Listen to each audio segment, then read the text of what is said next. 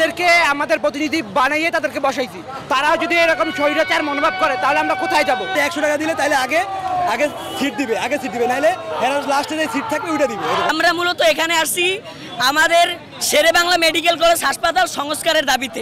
Sherebangla medical college হাসপাতাল পুরো বরিশাল এবং বাংলাদেশের অন্যতম বৃহৎ একটা হাসপাতাল এবং আমাদের এই অঞ্চলটি অনেক জনবসতিপূর্ণ একটি অঞ্চল, কিন্তু এখানের এত বৃহৎ একটা হাসপাতালে কখনোই ভালো ফ্যাসিলিটিস পাওয়া যায় না।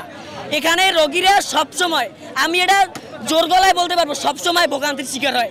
এমনকি ট্রলি নিয়েও এইখানে দালালির যে বিষয়টি এটা আমরা দেখি। শেরেবাংলা মেডিকেলকে একটি বিশ্বমানের হাসপাতালে পরিণত করতে হবে এবং এটিকে সংস্কার করতে হবে, এটি মূলত আমাদের দাবি। আমার আম্মু এখনো, আমার অপারেশন হবে, গলগন্ডগোল হয়েছে, অপারেশন হবে, হসপিটালে ভর্তি, ঠিক আছে, এখনো ঢালা বিছনায় শোয়া রাখছে। বলে যে 100 টাকা দিলে তাহলে আগে সিট দিবে নাহলে লাস্টে যে সিট থাকবে ওইটা দিবে। আসলে আপনারা জানেন আমরা 15 দিন যাবত আন্দোলন করতেছি। প্রথমে আমরা রাজপথ দখল করি নাই, আপনারা দেখছেন। তো আমরা এই লাস্ট যখন দেখতেছি আমাদের দেয়ালে পিঠ থেকে গেছে, তো কালকে সকাল 9টা থেকে আমার ভাই এখন পর্যন্ত প্রায় 20 ঘন্টা প্লাস অনশনে আছে, আমার অনশনে আছে। কিন্তু আমরা হাসপাতাল অথরিটি পরিচালকের সাথে কথা বলছি, সে অনবরত তার বাক্যমতে অনবরত সে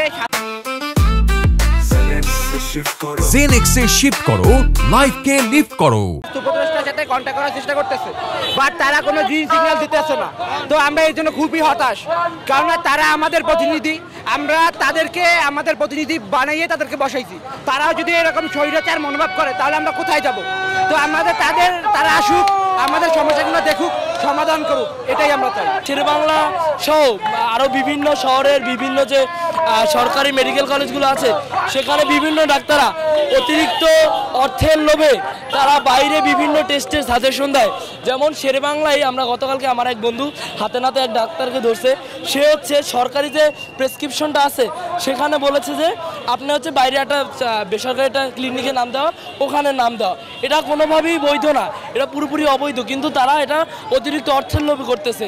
তো আমাদের এইটাই একটাই দাবি, আপাতত আমাদের যে মূল লক্ষ্য, মূল দাবি, সেটা হচ্ছে আমরা ততক্ষণ পর্যন্ত আন্দোলন থামাবো না যতক্ষণ পর্যন্ত স্বাস্থ্য উপদেষ্টা বরিশাল সহ সকল সরকারি মেডিকেল কলেজগুলোতে যে দুর্নীতিগ্রস্ত ডাক্তার স্টাফ যারা আছে তাদের অপসারণ করবে এবং সরাসরি জনগণের সামনে তাদের শাস্তি প্রদর্শন করবে।